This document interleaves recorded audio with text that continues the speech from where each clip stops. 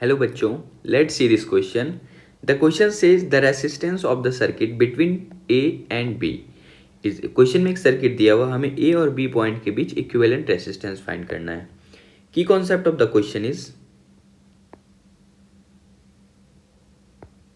First key concept of the question is by using symmetry.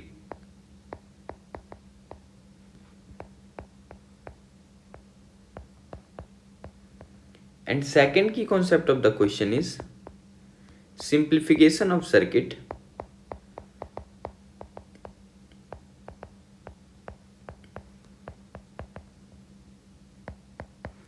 by the help of same potential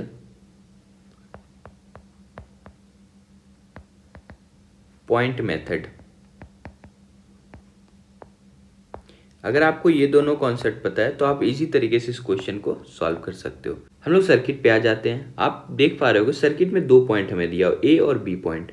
आप ए point यहाँ पे और B point यहाँ पे. आप अगर ए पॉइंट को थोड़ा एक्सटेंड करके सोचो तो आप सोचोगे ए पॉइंट, ये भी ए पॉइंट है, इसे भी आप ए पॉइंट बोल सकते हो. और ये वायर का कनेक्शन जहाँ तक गया हुआ है डायरेक्ट, ये सारा ए पॉइंट है. ये भी ए पॉइंट है और ये भी ए पॉइंट है.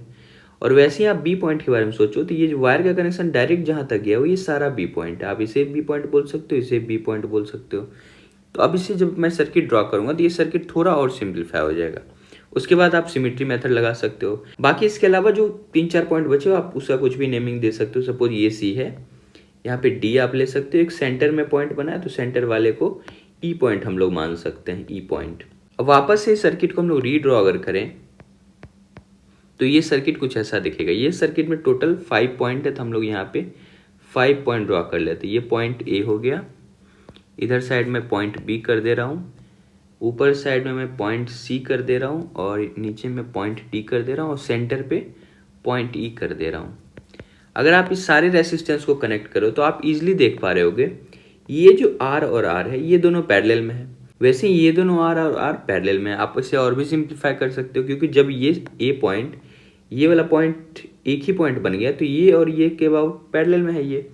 तो आर और आर का पैरेलल कितना होगा, तो आप याद रखें दो रेसिस्टेंस अगर पैरेलल में तो हम लोग डायरेक्ट फॉर्मूला लगा सकते हैं, R1 R2 divided by R1 plus R2. अगर small R divided by small R plus small R, तो ये R/2 आ जाएगा.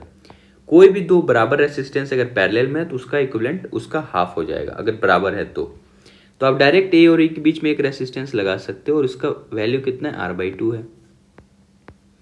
और इसके अलावा ई और बी के बीच में एक रेसिस्टेंस लगा सकते हो, इसका वैल्यू भी R/2 है. अब देखो ये 4 रेसिस्टेंस को हमने 2 में बदल दिया. इसके अलावा जो रेसिस्टेंस सपोज ये वाला, ये ए और सी के बीच लगा, तो ए और सी के बीच में एक रेसिस्टेंस R ओम का मैं लगा दे रहा हूँ. इसके अलावा सी और बी के बीच में एक रेसिस्टेंस लगा है, तो ये रेसिस्टेंस भी मैं R ओम का लगा दे रहा हूँ. इसके अलावा ए और डी के बीच में जो लगा है ये भी मैं R ओम का लगा दे रहा हूँ. फिर डी और बी के बीच में लगा है तो ये भी मैं R ओम का लगा दे रहा हूँ. इसके अलावा एक लास्ट रेसिस्टेंस ये वाला और एक ये वाला बच गया, तो सी और ई के बीच लगा है, और यहाँ पे भी आप ये ई और डी के बीच लगा, ये भी R ओम का और ये भी R ओम का. अगर आप इसे सिंप्लीफाई करो, अब थोड़ा सा सिंपल दिख रहा होगा ये सर्किट. अब हम लोग इसमें क्या कर सकते हैं, सिमेट्री मेथड यूज कर सकते हैं, bye using symmetry. Symmetry method में करना क्या होता है कि जो दो पॉइंट के बीच अबाउट आपको निकालना है इक्विवेलेंट रेसिस्टेंस, ऐसे समझ लो कि ये एक लाइन ड्रॉ कर दो, इमेजिनरी लाइन, और उसके अबाउट हमें सिमेट्री देखना है. तो आप देखो कि अगर मैं ए और बी को ज्वाइन करते हुए एक लाइन ड्रॉ करूं तो इसके ऊपर जैसा सर्किट है वैसा ही नीचे भी सर्किट है. तो हम लोग क्या कर सकते हैं, इसको फोल्ड कर सकते हैं. फोल्ड करने का मतलब है कि इस पॉइंट सी वाले को उठा के ऐसे पिक करके मैं पॉइंट डी के ऊपर रख दूं.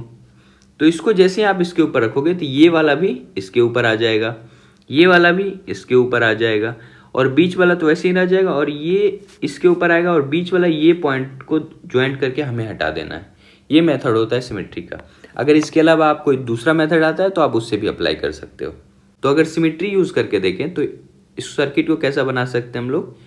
सपोज ये ए पॉइंट है और यहाँ पे बी पॉइंट है, और ये जो रेसिस्टेंस है R/2 और ये R/2 पहले मैं लगा दे रहा हूँ. तो यहाँ पे R/2 है, बीच वाला पॉइंट ई था और ये भी r/2 है, ये ई पॉइंट था। अब आप सिमेट्री यूज किया हो तो ये डी पॉइंट से आके चिपक गया सी पॉइंट, तो आप यहाँ से बोल सकते हो डी और सी एक ही पॉइंट बन गया, डी और सी एक ही पॉइंट बन गया। और ये रेसिस्टेंस तो ए और डी के बीच में पहले से लगा हुआ था, तो ये मैं लगा दे रहा हूँ, इसका वैल्यू आर। और ये भी पहले से लगा हुआ था, तो ये भी मैं बी और सी के बीच में, सॉरी बी और डी के बीच में आर। अब जब सी पॉइंट आके इससे चिपक गया तो सी का जो ये रेसिस्टेंस और लेफ्ट आर्म और ये राइट आर्म जो है ये भी तो इससे आगे पैरेलल में आ गया, तो इससे आगे चिपकेगा तो ये इसके साथ पैरेलल में हो जाएगा और ये इसके साथ पैरेलल में हो जाएगा। यही मेथड होता है सिमेट्री का। सिमेट्री से कैसा भी कॉम्प्लेक्स प्रॉब्लम आप इजी तरीके से सॉल्व कर सकते हो। इसके अलावा देखोगे ये बीच वाला रेसिस्टेंस और ये बीच वाला रेसिस्टेंस, ये कुछ ऐसा बन गया होगा, ये एक रेसिस्टेंस और ये दूसरा रेसिस्टेंस, और मेथड ये होता है कि बीच वाले को हटा देना होता है। ऐसा इसलिए क्योंकि सेम पोटेंशियल वाला पॉइंट होता है, आप उसको टच कराओ या नहीं कराओ, जो करंट फ्लो होता है वो नहीं होता है, तो आप हटा दोगे तो ये सर्किट इजीली दिखने लगेगा। तो ये भी आर है, ये भी आर है, और ये सब भी आर है, सारा आर है, और ये वाला तो r/2 हम लोग निकाल चुके थे, r/2। अब आप इस सर्किट को इजी तरीके से सॉल्व कर सकते हो। अब आप देख पा रहे हो कि ये जो बीच वाला रेसिस्टेंस ये आपके किसी काम का नहीं रह गया, क्योंकि ये एक ही पॉइंट से स्टार्ट हो रहा है, एक ही पॉइंट पे खत्म हो रहा है, तो इसका कोई काम नहीं है। अब आप इस सर्किट को और भी सिंपलीफाई करो तो ये सर्किट कुछ ऐसा दिखेगा। मैं नेक्स्ट पेज में ले रहा हूँ। ये ए पॉइंट है और यहाँ पे r/2 ओम का है, ये भी r/2 है, ये बी पॉइंट है, और बाकी सब रेसिस्टेंस कैसे था, यहाँ पर सी और डी दोनों पॉइंट था, ये r/2 लगा हुआ, सॉरी r लगा हुआ था, एक और भी r लगा हुआ था, वैसे ये भी r लगा हुआ था और इसके साथ पैरेलल भी r था। बस अब हमें ए और बी के बीच में इक्विवेलेंट फाइंड करना है, बीच वाला तो हट गया, ये r/2 है, ये भी r/2 है, और बाकी सारा रेसिस्टेंस r ओम का है, ठीक है। तो अब आप इसे और भी सिंप्लीफाई कर सकते हो, ये दोनों r पैरेलल में है और ये दोनों r भी पैरेलल में है, तो पैरेलल में r का r/2 हो जाएगा, इन दोनों का भी r/2 हो जाएगा। फिर से आप सिंप्लीफाई करो तो ये पॉइंट ए है। अब आप देखो इन दोनों को आप सीरीज में ऐड कर सकते हो ना, r/2, तो ये पॉइंट ये बी पॉइंट, r/2 ऐड होगा कितना हो जाएगा, r हो जाएगा, तो यहाँ से ये r हो गया। इसके अलावा ये दोनों r मिलके r/2 हो गया, तो ये r/2, ये पॉइंट सी और डी है। उसके अलावा ये दोनों भी r/2 और यहाँ पे भी r/2। अब हमें फिर से ए और बी के बीच निकालना है, तो अब ये देखो ये भी क्या है, सीरीज में है, सीरीज में क्या हो जाएगा, r/2 ऐड होके ये r हो जाएगा। अब आप इसे और भी सिंप्लीफाई करो तो ये पॉइंट है, ये वाला बी पॉइंट है, एक रेसिस्टेंस तो r है और दूसरा ये दोनों मिलके भी r हो गया है। अब देखो ये भी r है, ये भी r है, तो r और r पैरेलल में कितना हो जाएगा, r/2। सो अब देखो फाइनल आंसर r इक्विवेलेंट कितना हो जाएगा, ये r/2 हो जाएगा। r/2 को आप और क्या लिख सकते हो, 0.5r भी लिख सकते हो। तो अब अगर आप ऑप्शन के हिसाब से चलो तो ऑप्शन में आप देखो option number 2 is the correct option. Hope you understood it well.